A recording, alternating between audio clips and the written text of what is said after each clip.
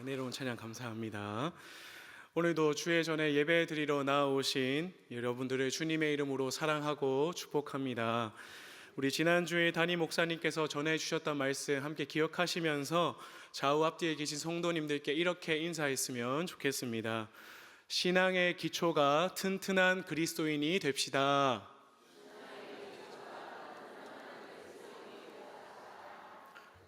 우리 한 번 더 인사할까요? 복음의 능력으로 충만한 그리스도인이 됩시다. 아멘. 우리 사랑하는 대한교회의 모든 성도님들이 하나님의 말씀을 신앙의 튼튼한 기초로 삼으시고 복음의 능력으로 정말 충만한 그러한 그리스도인으로 살아가시기를 주님의 이름으로 축복합니다. 이 시간 대제사장이 죽은 후에는 라는 제목으로 은혜 나누기를 원합니다. 오늘 본문은 하나님께서 레위 자손에게 48개의 성읍을 주시고 그 가운데 하나님께서 지정하신 6개의 도피성에 관한 말씀입니다. 이 도피성의 제도는 성경을 보시게 되면 오늘 우리가 읽은 본문 말고도 출애굽기 21장, 신명기 19장, 또 여호수아 20장에서도 다루고 있는 내용입니다. 이 도피성 제도는 이스라엘 백성들이 출애굽을 하면서 가나안 땅에 들어가기까지 하나님께서 계속해서 그들에게 지시하셨던 말씀입니다. 오늘 민수기 말씀에서는 도피성 제도가 가나안 땅의 분배를 말하면서 제일 끝부분에 등장하고 있지만 사실 여호수아 20장 말씀을 보시게 되면 땅 분배가 끝나자마자 가장 먼저 지정해야 되는 것이 도피성이었다라는 것을 알 수 있습니다. 하나님께서는 도대체 무엇이 그렇게 중요하시기에 이 도피성 제도를 말씀을 하신 것일까요? 그 옛날 성경 시대인 그때나 오늘날 지금이나 한 사회가 제대로 운영되고 또 지속되기 위해서는 법과 질서가 굉장히 중요합니다. 어떠한 국가적인 법과 질서가 있어야지만이 그 안에서 살아가는 개인이 안전을 누릴 수가 있는 것입니다. 오늘을 살아가는 우리의 삶이 조금씩은 차이가 다 있겠지만 그래도 어느 정도의 평균적인 균형을 유지를 할 수 있는 것은 법과 질서가 우리 사회에 자리 잡고 있기 때문일 것입니다.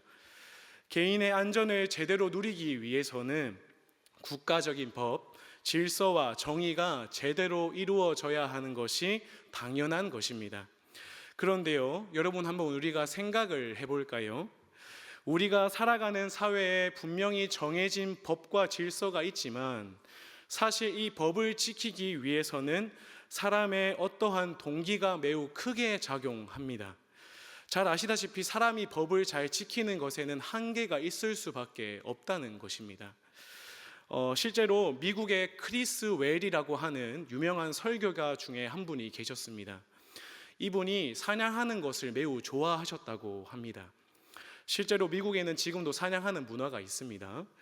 한 번은 이분이 사냥을 너무 좋아하시다 보니까 주일날 사역을 마치시고 그 다음 월요일날 사냥을 나가셨습니다. 그런데 사냥을 하는 도중에 숲속 한쪽에서 소리가 들려서 당연히 동물이라 생각하고 총을 쐈는데 동물이 아니라 사람이 맞고 죽고 말았습니다. 그래서 그 사람의 죽은 것에 대한 값을 치루어야만 했다고 합니다. 그런데 여러분 우리가 한번 거꾸로 생각을 해볼까요? 만약에 사람을 죽이기 위해서 쐈는데 그 옆에 동물이 맞았다라면 어떻게 되는 걸까요? 동기의 문제는 다르지만 전혀 다른 상반된 결과를 가져오게 되는 것입니다. 그러니까 다시 말씀드리면 겉으로 결과만 따지게 된다면 동기의 문제와는 상관없이 억울한 사람들이 생겨날 수가 있다라는 것입니다. 이처럼 오늘 본문에서도 하나님께서 이 사람의 동기의 문제를 어떻게 접근하시는지를 도피성 제도를 통해 확인할 수가 있다라는 것입니다.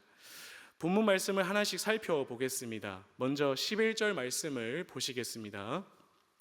같이 읽을까요? 시작. 너희를 위하여 성읍을 도피성으로 정하여 부지 중에 살인한 자가 그리로 피하게 하라. 아멘. 왜 하나님께서 도피성 제도를 잇도록 하셨느냐?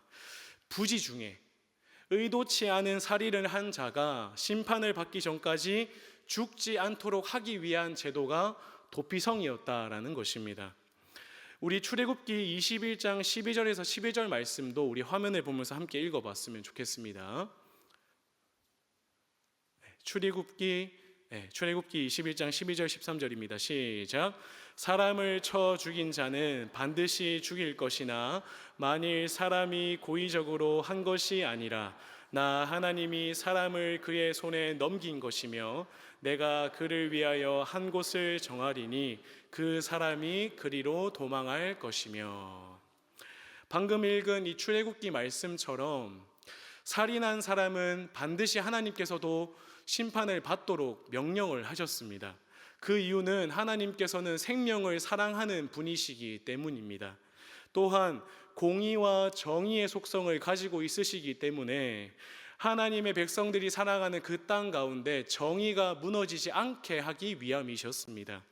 그런데 주목할 것은 부지 중에 의도치 않은 살인을 했던 사람까지도 심판을 받아야만 하느냐라는 문제였습니다.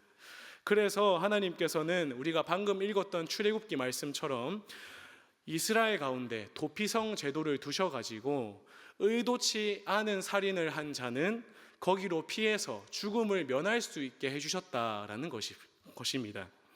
이어서 본문 12절 말씀을 보시겠습니다. 화면에 보면서 읽어볼까요? 시작. 이는 너희가 복수할 자에게서 도피하는 성을 삼아 살인자가 회중 앞에 서서 판결을 받기까지 죽지 않게 하기 위함이니라. 아멘. 12절 말씀에서 우리가 주목해야 되는 것은 복수할 자라는 단어입니다. 복수할 자. 너희가 복수할 자에게서 도피하는 성을 삼아. 여기에서 복수할 자가 원어로 고엘이라는 단어를 사용합니다. 고엘이라는 단어는 룻기 말씀에서는 기업 물을 자, 또 욥기 말씀에서는 구속자라는 뜻으로 사용을 하는데요. 오늘 본문에서는 복수할 자라는 뜻으로 사용을 합니다. 그래서 때로는 친족으로서의 변호사가 될 수도 있지만 때로는 억울한 사람이 자기 친족이 죽었을 때에 가서 검사나 판사의 역할을 하도록 하는 것이 고엘이었다라는 것입니다.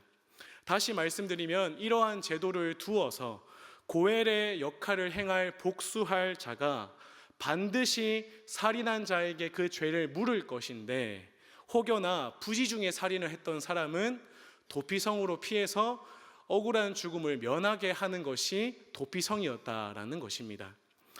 그런데요, 여러분, 사람의 마음이 참 재미있습니다. 상상을 한번 해보시겠습니까? 만약에 내가 누군가에게 맞았습니다. 그러면 똑같이 그 사람에게 한 대만 때려주면 되는데 왠지 나는 두 대를 때리고 싶다라는 것입니다.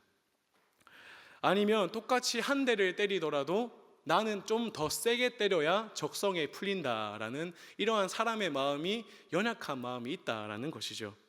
이렇게 악한 것이 사람의 마음이기 때문에 아무리 하나님께서 말씀하신 이 고엘 제도가 있다고 할지라도 부지 중에 범한 일에 더 크고 더 악한 일로 갚을 수 있는 것을 하나님이 방지하시기 위해서 도피성 제도를 이스라엘 가운데 두셨다라는 것입니다.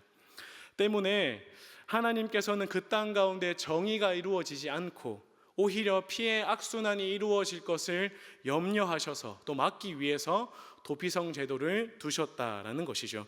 간략하게 다시 말씀을 드리면 생명을 사랑하시고 한 영혼이라도 살리기 위해서 하나님께서는 도피성을 두셨다는 것입니다. 사랑하는 여러분, 우리는 여기에서 오늘 말씀의 첫 번째 교훈을 발견할 수가 있습니다.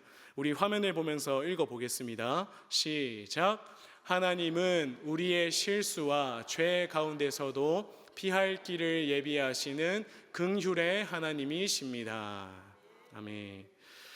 여러분, 하나님은 우리의 연약함과 실수까지도 다 아시는 하나님이십니다. 특별히 이것을 저는 사람과의 관계에 적용을 하고자 합니다. 살아가다 보면 나는 의도치 않았지만 말 한마디로 누군가에게 상처를 입히기도 하고 나도 모르는 사이에 사람과의 관계를 어렵게 만드는 죄를 범할 때가 있습니다. 그럴 때 우리는 내가 왜 그랬을까? 이제 회복할 수는 없는 것일까? 하는 두려움과 자책에 빠질 때가 있습니다. 하지만 그러한 우리를 위해서 하나님께서는 도피성과도 같은 은혜의 공간을 예비하시고 피할 길을 내주신다라는 것입니다. 이는 하나님께서 우리의 부지 중에 지은 죄까지도 다 아시고 그것으로 인해서 우리의 마음과 생명이 무너지지 않도록 피할 길을 예비하신다라는 것입니다. 사랑하는 여러분, 하나님께서는 단지 고의적인 악만을 다루시는 분이 아니라 우리의 연약함과 실수까지도 품으시고 회복할 방법을 제시하시는 은혜와 긍휼의 하나님이심을 믿으시기를 축복합니다. 때문에 우리는 이 사람과의 관계에 있어서 먼저 나의 연약함을 인정할 수 있어야 합니다. 그와 동시에 정말 정직하게 나는 어떠한 사람인가를 돌아볼 수가 있어야 한다는 것입니다. 나는 일부러 그런 게 아니었어. 일부러 그런 게 아니니까 괜찮지.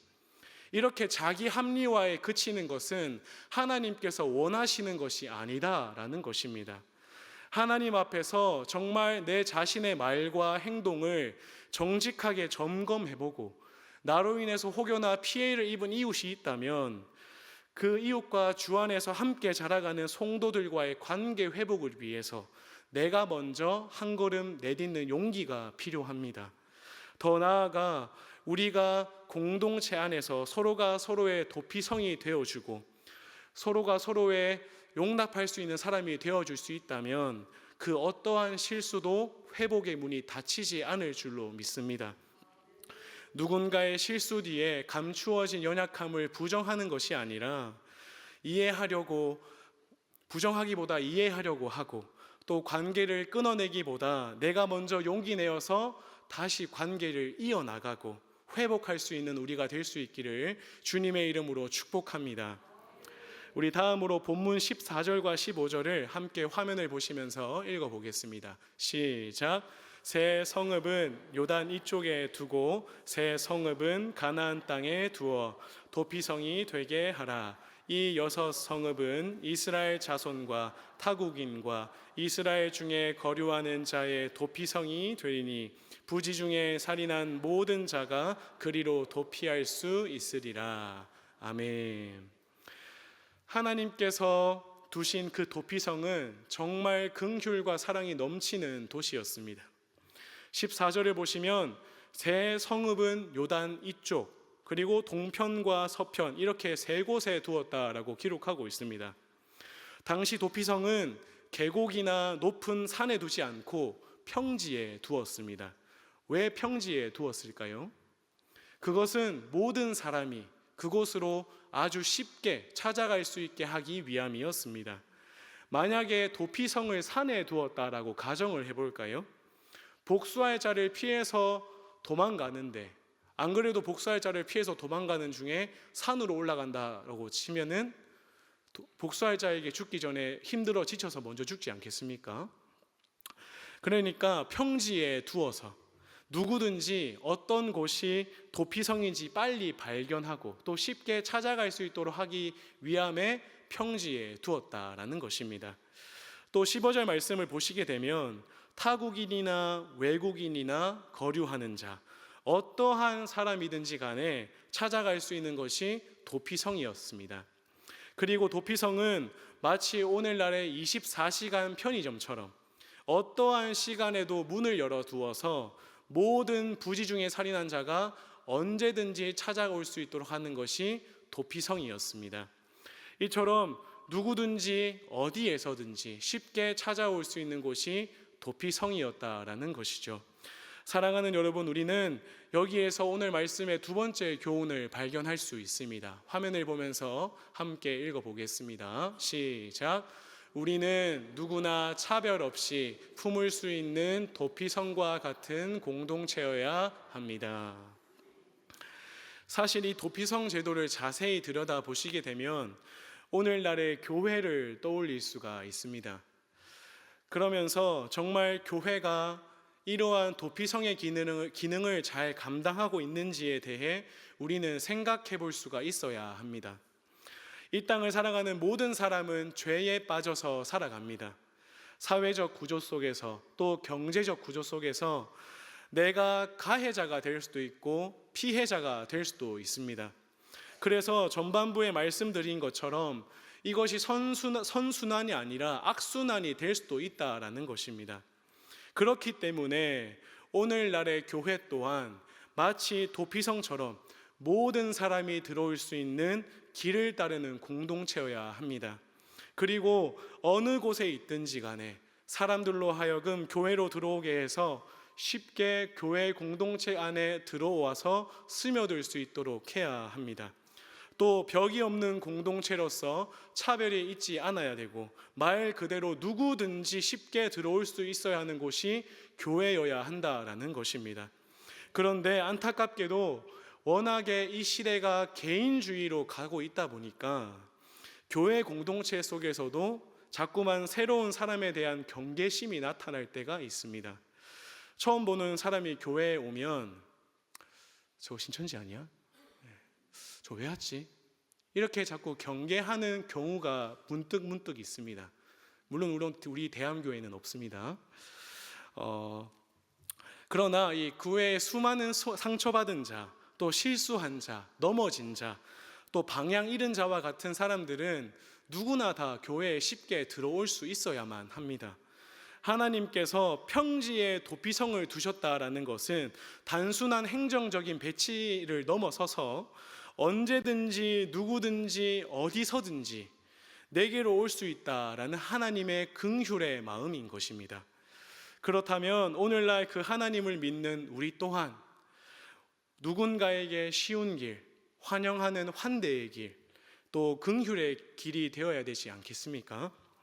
사랑하는 여러분, 전능하신 하나님의 한치의 오차 없는 계획과 섭리 가운데에 저와 여러분을 주님 안에서 어떠한 차별이 없는 대함교회로 불러주신 줄을 믿으시기를 축복합니다.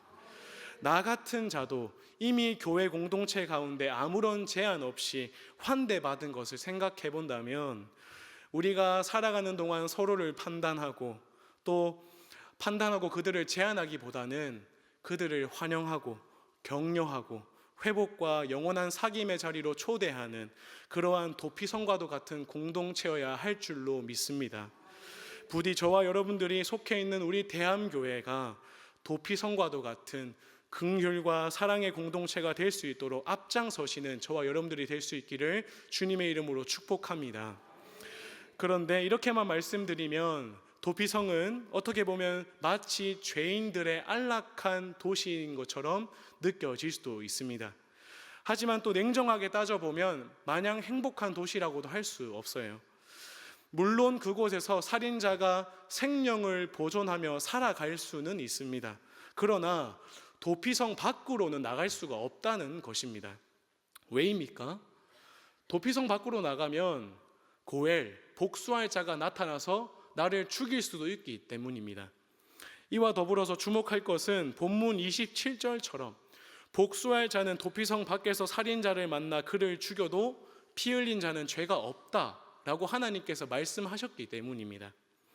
따라서 살인자는 삶의 안정과 생계는 유지하고는 있지만 중요한 것은 그 삶이 도피성 안에서만 가능하다라는 것입니다. 냉정하게 말하면 일시적인 안전이고 일시적인 평안인 것이죠. 그렇다면 도피성에 있는 그 사람이 일시적인 평안과 안전에서 벗어나서 진짜 안정과 영원한 안락을 누리기 위해서는 어떻게 해야 하는 것일까요? 여러분, 그런 말도 있지 않습니까? 뭐니 해도 돈입니까? 뭐니 해도 내 집이 최고다. 동의하십니까? 뭐니 해도 실제로 자기 집으로 돌아갈 수 있게 해주는 것이 살인자에게 있어서 진짜 안전이고 진짜 평안이지 않겠습니까? 여러분, 그러면 우리가 이쯤에서 다시 한번 생각을 해볼 때에 도피성은 어쩌면 그 사람에게는 생존은 하고 있지만 감옥과도 같은 곳일 수도 있을 것입니다. 왜냐하면 하나님께서 이렇게 하신 이유는 비록 내가 부지 중에 지은 죄이지만, 부지 중에 피 흘린 죄라고 할지라도 그 피 흘린 값에 대해서는 죄를 물으셔야 한다는 하나님의 말씀이 있기 때문입니다. 그래서 공의와 정의의 하나님께서는 그 사람으로 하여금 도피성 안에서만 살 수 있도록 해주신 것이죠. 여러분, 그렇다면 이 공의와 정의와 사랑이 어떻게 하면 일시적임을 벗어나서 완전히 이루어질 수가 있을까요?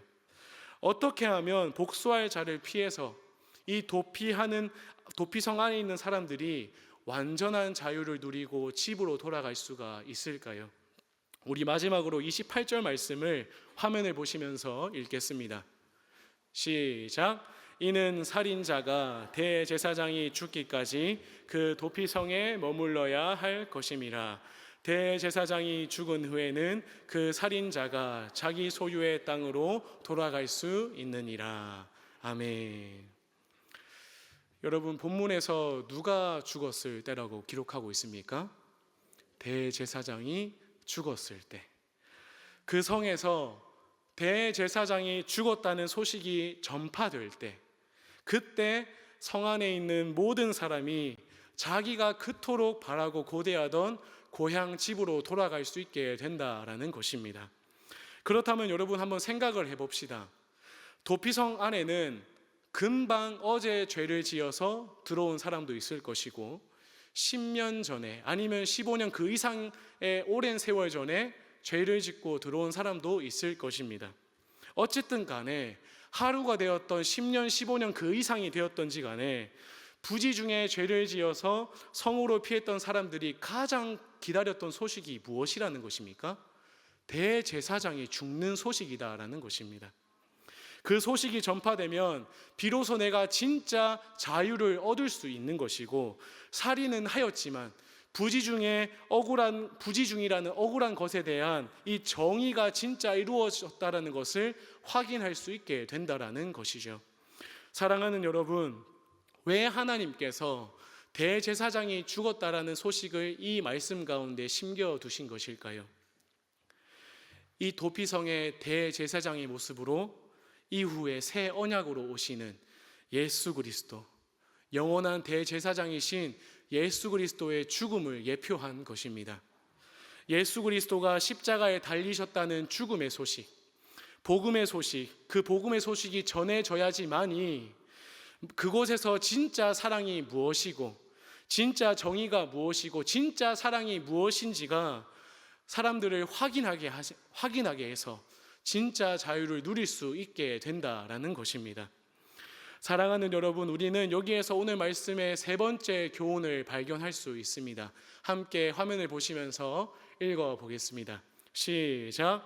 예수 그리스도가 나를 위해 죽으셨다는 복음이 마지막까지 전파되어야 합니다. 아멘. 사랑하는 여러분, 하나님께서는 저와 여러분을 이 땅 가운데 교회로 부르셔서 하나님께서 우리에게 베풀어 주신 긍휼과 사랑을 전하게 하셨습니다. 따라서 우리는 그 어떤 것보다도 10년을 살든지 15년, 20년 그 이상을 살아가든지, 아니 단 하루를 살아가든지 간에 한 사람의 교회로 새로워진 우리의 입술에서 복음이, 예수 그리스도가 나를 위해 죽어주셨습니다라는 이 복음이 전파되어야 할 줄로 믿습니다. 세월이 지나고 세상이 다 변한다라고 할지라도, 이 모든 것이 쇠한다라고 할지라도, 우리가 섬기는 이 교회에서, 그리고 이 땅에 움직이는 교회로 살아가는 나의 입술에서 하나님의 아들 예수 그리스도가 나를 대신해서 십자가에 달려 죽어주셨다라는 그 소식, 이 복음의 소식, 그분이 나의 주님이시라는 이 소식이 온 세상 가운데 계속해서 전파되어야 할 줄로 믿습니다. 비록 이 땅을 그리스도인으로 살아가는 우리의 삶의 그 실력이 아무리 부족하다라고 할지라도 우리가 자랑해야 할 것은 오직 내가 자랑할 예수, 오직 예수 그리스도임을 믿으시기를 축복합니다. 바로 그렇게 할 때에, 내가 그렇게 살아갈 때에 내 주변의 영혼들이 하나님의 사랑을 알게 되고, 진짜 정의를 알게 되고 주님께로 돌아와서 우리와 함께 진정한 샬롬의 축복을 누릴 수 있게 될 것입니다. 우리 오늘 말씀을 통해 깨달을 수 있었던 교훈 3가지를 화면을 보시면서 천천히 정리해 보겠습니다. 시작. 하나님은 우리의 실수와 죄 가운데서도 피할 길을 예비하시는 긍휼의 하나님이십니다.